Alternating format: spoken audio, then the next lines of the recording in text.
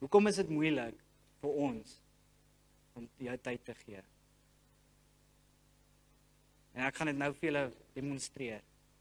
So ek wil hê julle moet mooi luister, want dit wat ek nou gaan sê, is baie belangrik. Okay. Greatly blessed and highly favored, imperfect but forgiven child. Het julle gehoor?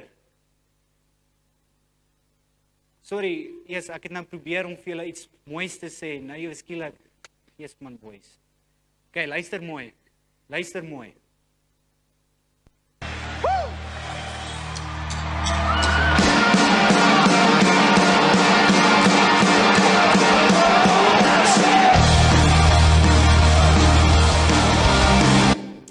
Yes. Het julle gehoor?